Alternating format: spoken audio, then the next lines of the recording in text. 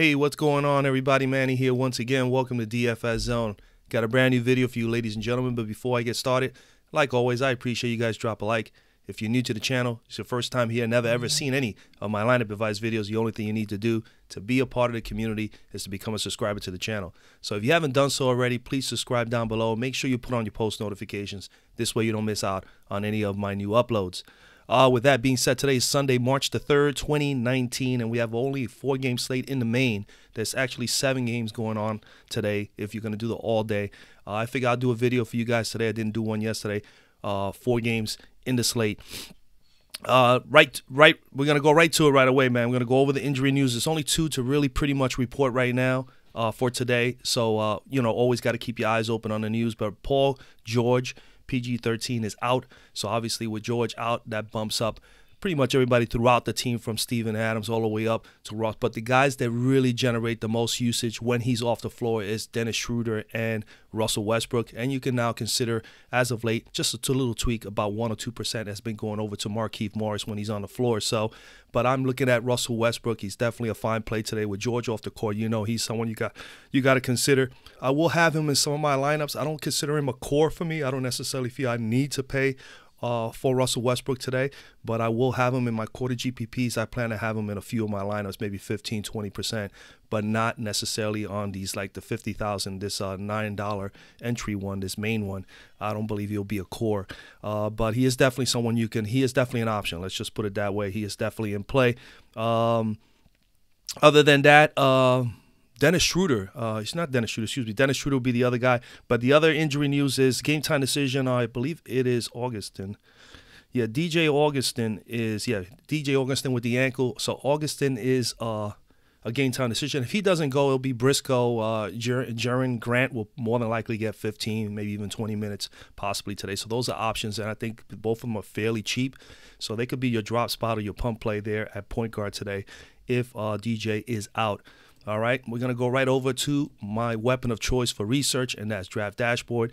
If you want to save a lot of time with your research, if you're into team stats and all that, that's obviously something different. That's what I do. I definitely look into those areas as well.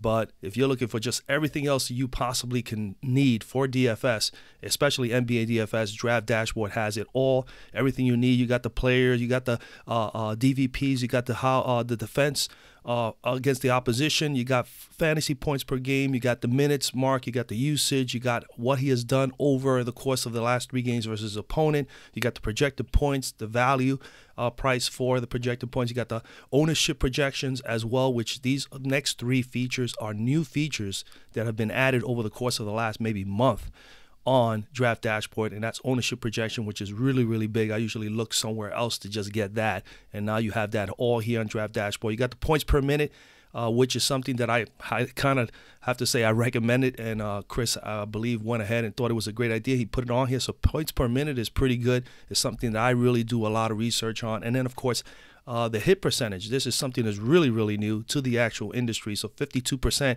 in other words, 52% of the time, Russell Westbrook hits that 11,006 value. He has crushed that. So that is pretty good news to know. But that is an important feature that will definitely benefit a lot of us here on DFS. And like I said, everything, all of this, all right here in one screen. On top of that, you got the top players of today. Got the NBA cheat sheet if you want to just skip all this.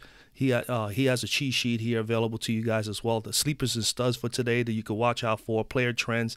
And then you got the lineup optimizer where you'll be able to take all your watch players that you set up, or if you use the description and the link, then in the description of this video, on that link, if you click on that link, you're going to be able to not only get all these tools for 30 days for $1, but you'll also be able to have access to my own player pool. And right now, for today, Sunday, I have 24 players that I am watching. And on the weekend, you got to watch, if you are following along with me, and I advise you to do if you are new to DFS, simply because this can change. It could be 25, 26 players in another hour or 2. It could be down to only 20. But I assure you, by the time before lock comes, the top plays that I found through just teams research and as well as any other possible research on top of all the information that's here, I've narrowed that down to possibly the best 12 to 15, 16 plays for the night. So definitely, if you want to follow along, again, the description in the video down below. I can give that to you. I could offer you, my viewers and my subscribers, 30 days for $1. You can't beat it. Trust me. And on top of that, you get FanDuel access and DraftKings access to do all that research. And he also you also will have access to NHL if you do NHL. When Major League Baseball comes, in MLB as well, where other providers that you got to pay separately for every one of these things. And trust me, I've been doing this for 4 years already, and there's not too many providers that will give you an opportunity to check everything out, what's going on in sports right now for $1 for 1 month. All right, and at the same time, you're going to get that dollar back, because if you're watching my players list and you're fairly new to DFS, you will win that money back. Okay, that's for sure. All right, then, let's go over to the point guard position. So as you can see, Russell Westbrook I have here on board. I think that he is someone you can consider. I don't think you necessarily need to put him in your core.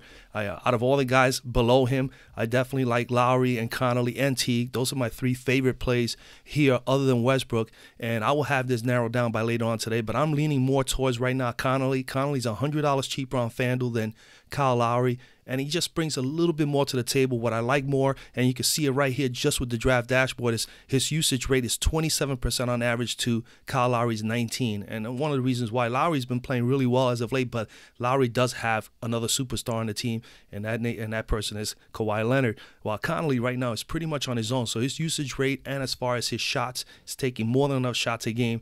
He is in better position. So Connolly, the minutes are there, usage is there, and of course he's able to get you 40, 41 points. He has put a 40+ in 3 out of his last 5 games. And granted, he is on a back-to-back. He did only play 23 minutes last night, but it was a blowout win for Memphis over Dallas, which was surprisingly, and he didn't play a whole lot of minutes. So with the 23 minutes, he is sure to come out here and play well again today. So I do like Connolly here a whole lot, and like I said, his usage rate is up. That's at 26-27%, and he is a major piece of the pie here offensively. He's taking 16-17 shots a game so far, 5 to 6 threes on average. He gets to the free throw line at least 6 or 7 times a game, so he's doing fairly well there. Can get you some assists, get you some rebounds, where Lowry is pretty good as far as his assists are. He's one of the top assist leaders in the league. Connolly is somewhere around that 5-6 on average, sometimes even 7 assists a game. I still, again, think he's just in a better position.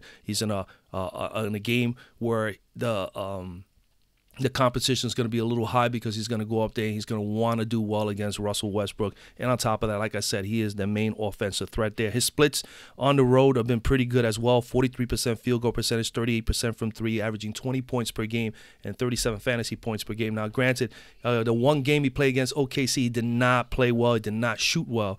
That one game, he shot 27% from the floor, only 4 of 15, 20% from 3, 15 points per game, and 31 fantasy points per game. All right. OKC is coming in here. They are 12th in defending point guards. They're allowing 45.6. That's another major reason why they're giving up tons and tons of fantasy point totals over the last few games. They gave up 51 to Simmons, 32 to Murray, 43 to Fox, and 61 to Drew Holiday. So again, my favorite play at the moment, my favorite play at point guard is Connolly. I do like Jeff Teague a whole lot here. If you want to save a little bit more money, Jeff Teague is definitely someone you can consider as well. I didn't tell you what was the price tag for Connolly. Connolly is $500 cheaper, so he's $7,600 on DK. I think he's playable on both platforms. The price tag, and of course, he is capable of getting you $45.50. So I like Connolly there. Teague, $6,400. He is $900 cheaper on FanDuel, so he's only $5,500. He is my favorite play for DraftKings. For you guys that play a lot of DraftKings, he is probably the best bet at $5,500 for DK. $6,400, you need pretty much 32. $5,500, you need about 27 for Jeff Teague, and he's averaging 29. So the numbers are pretty good on that. DK, 29 points in his last game in 28. Remember, he was not playing for the last couple of games prior to his last game because of injury. He is back, and over the course of his last 4 games that he played, he had put up 29 or better, so he's been trending upward as far as fantasy points are concerned. So I do like that a whole lot. His usage, 20-21% during the course of that span. He's also, as of late, taking a little bit more shots, 10 to 11 shots per game, and he's from an average of 8 or 9. He can get you some rebounds and some assists as well. His road numbers have been pretty excellent. So this is one of the reasons why I have him in my radar. 44% field goal percentage from the floor, 42% from three, averaging 7 assists a game, 1 steal, 12 points per game, and 28 fantasy points per game. Washington is 26th in defending point guards, and they've been allowing 35.2 fantasy points per game. And of course, if you wanted to punt anybody here, or you wanted to have a drop spot play here for FanDuel or DraftKings, obviously you got to keep your eye on the news for DJ Augustin. If Augustin is out, then you got to look at Briscoe as well as Jaren Grant. Both of them are very in that drop spot punt play price tag of $3,500 to $3,700. We'll go to shooting guard, and at shooting guard, the shooter got the top. You got Bradley Beal. I do have him penciled in here, as you can see. 34% of the time he hits his value at 10,000. At 10,000, you need 50 from him. It's a big number, but he has been doing that well as of late. As you can see, 52 and 57 in 2 out of his last 3 games.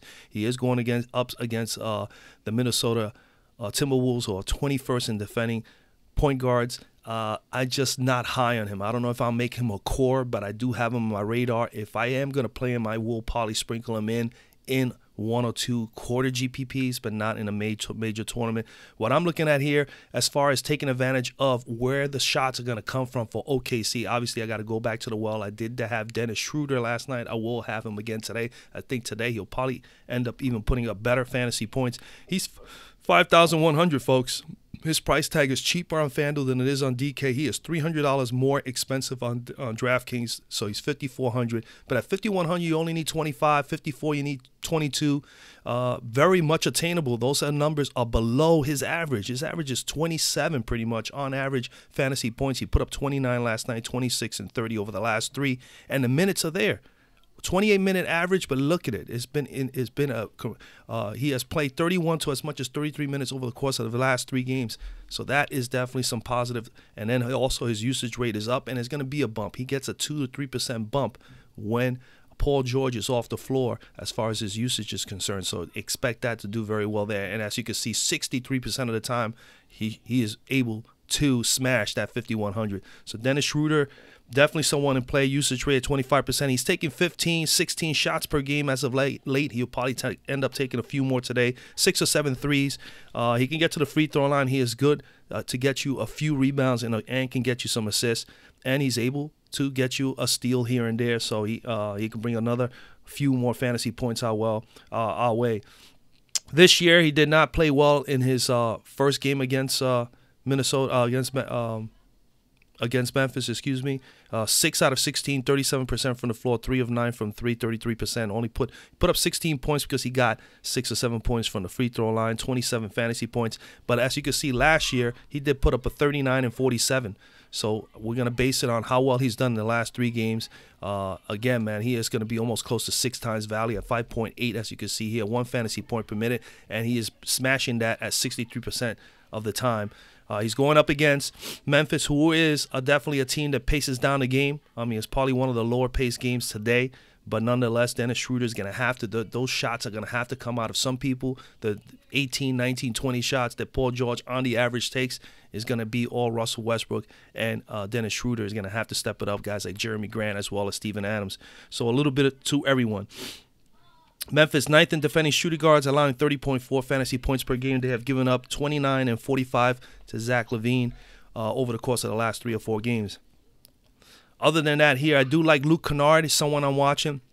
32+ in 3 out of the last 4 games. He did put up 26 floor points last night versus Cleveland. He was on fire. His usage rate is up 18, 19%. So Mr. Kennard is someone to consider. He's only 4,300 on DK. He's kind of like a lock for me tonight on DK. He's 5,200 on FanDuel. All right. Other than that, I do think someone we could keep on our radar is Avery Bradley as well. Bradley is someone that's been playing very well as of late since coming over to Memphis. Shooting 48% from the floor, 36% from 3, 12 points per game, 22 fantasy points per game. Has not shot well against OKC this year. All 3 of those games were when he was a member of the Clippers. So maybe a little bit better fortune, and I think so more so now because he didn't, even though he didn't shoot particularly well, he didn't play a whole ton of minutes in those games, and he wasn't the most integral part of the offense. And on Memphis now, he is one of those guys that they go to at least try to get some scoring from. So that's something to definitely consider. And the last time he played this team was back in December. So it's been a little bit of a while. I think Avery Bradley's someone to watch as well. And over here, you can actually punt guys like here on the shooting guard. Justin Holiday, he's probably going to get some minutes as well. And for the amount of minutes he gets, 31 to 35 here, 32 on average at 3,900, he could be definitely a nice punt drop spot play for you guys here. And he 64% of the time he smashes that 3,900. So that's the deal there. Let's go over to small forward. At small forward on this match today, you got Kawhi Leonard at the top. I definitely feel that I will have a little sprinkle of Kawhi. I'm just not convinced yet. I think for me, personally, I think he can get you 45-50 in this matchup. I don't see no reason why he cannot. I just don't know if he'll smash this, at least for me as a GPP player, to get you 55-60. Not that he can. We know he has that upside. He could definitely do that. But he is going up against Detroit. They slow down the game a little bit as well. And this is going to be not that easy of a matchup. So I am a little hesitant on Kawhi, but I think he is someone you can consider. Now, I'm willing to pay down. I want a lot of exposure to the Washington-Minnesota game because that is the highest implied total game of the day, 238.5 as you can see here. So I like a lot of Jabari Parker. Parker here at 5,500, I definitely do like. You need 27 to meet value. He is only 4,800 on DK. You need 24, and he's averaging 26. So the numbers are just right. The price tag on both platforms are just right for him to do very well here in a paced-up game. We know he comes off the bench, but he's playing pretty good minutes. He did get only 22 minutes in the last game, but he's getting 22 to as much as 27, and I'm okay with that. In that short period of time, he is able to get you 1 fantasy point per minute. You know, and at that price tag, I think he could definitely do it. On top of that, the last time he played against Minnie, he put up 47. All right, so 25-plus minutes over the last course of the games. 2 games at home for Washington this year. He's shooting fantastic. 50% from the floor, 43% from 3, averaging 7.5 rebounds a game, 4 assists, 1 block, 2.5 steals, 9 points per game from the floor, and 31 fantasy points. And what I like is that he brings rebounds and assists, and he can get you blocks and steals. And that's where you get all this additional fantasy point totals, which I do love. All right. Other than Parker, you definitely got to have to consider maybe even Jeff Green in this matchup. So Jeff Green is in play as well. I also think that, I mean, you know, let me just move on because I'll be here forever. I do like also Cedi Osman, even though his numbers don't look great here. 27% of the time he hits value at 6,000, but he's playing really, really well right now. 42 and 44 in 2 out of the last 3 games. He's playing more than enough minutes to get that 6,000 to meet value at $6,000, and his usage rate is near 20% on average. He's 19% here. He's been getting as of late a little bit more, depending on how the game flow has been going for the Cleveland Cavaliers. If they're in the game, he's going to be in there. So we'll see how that pans out. I think he's someone that you can consider as well. At power forward. So at power forward today, man, you got the top, you got Blake Griffin. I do think, you know, remember, you got to follow, if you're going to follow along on Draft Dashboard and take the 30 days for $1, trust me, man, make sure you watch my players list because I can change some things up from here to the next hour or two. Blake Griffin right now, I do have him at 8,700. That's a good price tag for Blake. And he also is $300 cheaper on DK, so it puts him at 8,400. You only need 42, 43, and pretty much as much as 44 for him to meet value on both platforms. And he's averaging 43 thus far this year. Granted, he has not put up 40s in his last 2 games, which is a concern, but he's getting sufficient enough minutes to get that done. His usage rate is still very good at 30% on average, even though it slightly has dipped. So those are a little bit concerns, but he has done his average 53 fantasy points per game versus Toronto thus far this year. He's going to get up for the game. You know, he's going to get up for the game. Toronto is one of the better teams in the league, in the conference, and he's going to get up for those games. So 58% of the time he smashes that 87%. He's definitely someone to consider. But I do want still that exposure, like I said, to that Washington-Minnesota game. So I really do love Bobby Portis in this matchup. Bobby Portis, 6,400 on FanDuel. You need 32. On DK, he's 5,800. You need 28. He's averaging 27, 28 into the two platforms. 26 plus in 6 out of his last 8 games. 26 plus. He did have a 32 spot 2 games ago. 26 plus minutes over the course of that same stretch. His usage, has been getting a little bit better too, but still getting about 20%. Still shooting 11 to 12 shots per game and shooting at least 2 or 3 threes on the regular. What he brings to the table is a little bit of defense, man. He brings rebounds. He can get you some block shots. All right. Can get you some steals, and that's what we really want to see here in Bobby Portis. And on top of that, now my only concern with this game is if he last game or two he's been playing at center, so not a great matchup. He's going to go up at center against Karl-Anthony Towns, so I may pivot off of him and go just strictly with Jeff Green, which is in the small forward spot.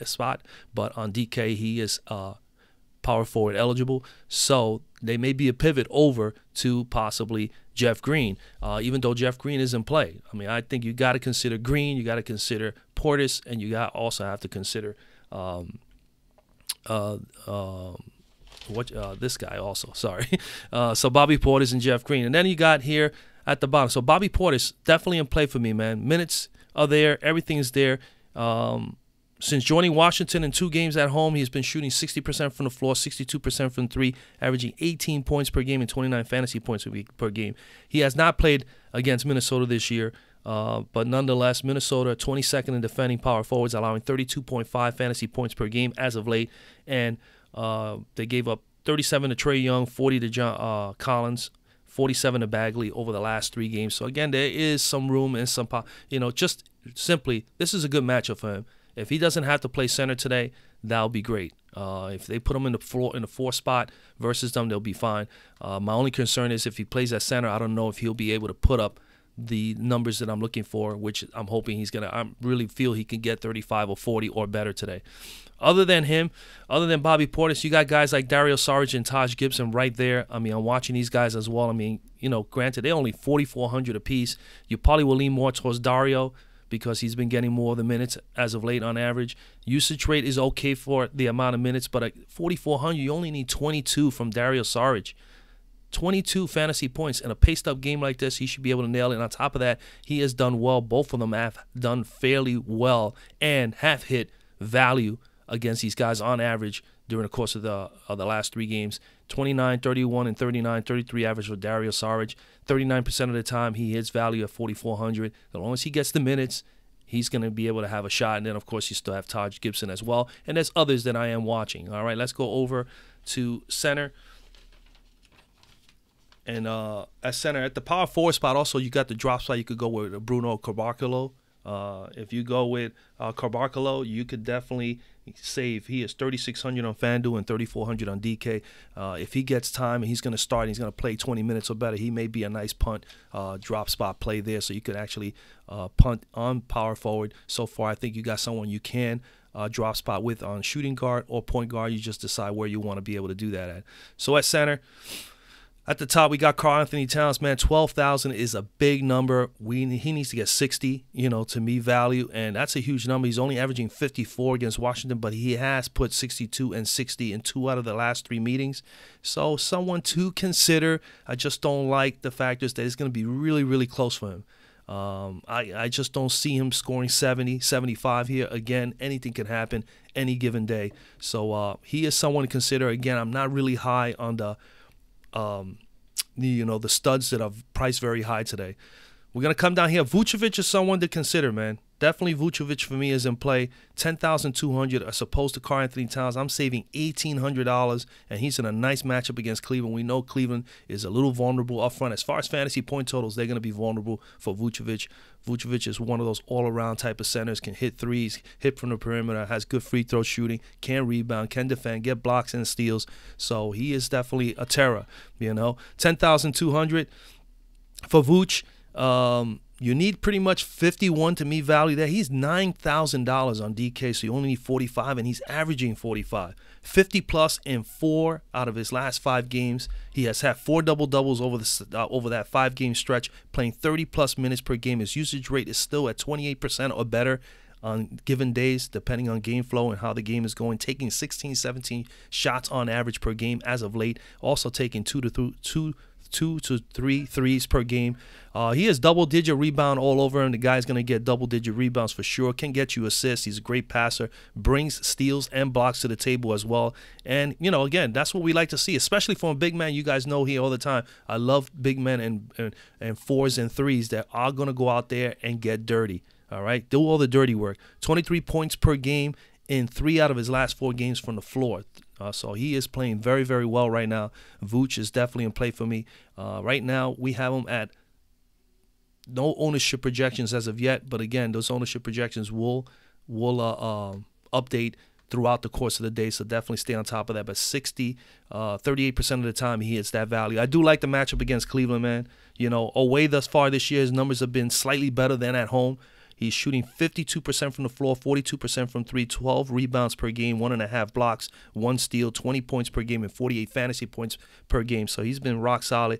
Did play 1 game versus Cleveland this year, way back in November, and in that game he only played 27 minutes pretty much. Didn't take as many shots as he has done over the course of as of late. Did put up 14 points in that game, 34 fantasy points. But he is, again, right now, that time of that, during the course of the early part of the year, Orlando just was not really in sync. Right now, Orlando as a team is playing a lot better. This guy is an integral part of this offense. They need the ball to go around Vucevic. So he's going to get his touches. He's going to get his opportunities. Cleveland is 5th in defending centers, but been allowing 34.4 fantasy points per game. They did give up 44 to Valanciunas just recently, and Jared Allen of the Brooklyn Nets put up 49 about 4 or 5 games ago. So Vucevic is in play, man. He's in play for me. Other than Vooch, I do like Jonas Valanciunas here. I mean, he's come over to Memphis and he's starting to play a little bit. As you can see, 27 average for the year, but he's had 39 and 40 in 2 out of his last 3 games, and that's more than enough to smash that 7,800. Granted, he hasn't had great success there percentage-wise, but I still do like the matchup, man. OKC is coming in here, and they're giving up tons of fantasy points to opposing centers. They have given up literally 40, I'll tell you right now, they have given up 42.2 fantasy points per game as of late to centers. A lot of fantasy points. So Jonas Valanciunas, 29 plus in 4 straight games, 239 spots and 143 spot during that stretch, averaging 26 minutes per game as of late. He's a great point per minute player. We all know that if he plays more than enough minutes, he can get you 1.2, 1.3 fantasy points per minute. He's a good double digits guy. You know, he could double digits guy and double guy. He could definitely get you 10 rebounds and more than 10 points any given day. His usage rate has been climbing up since coming over to Memphis. He's taking 13, 14 shots per game as of late, brings the rebounding, and, of course, he brings you some blocks and the occasional steal. Valanciunas is definitely someone to consider.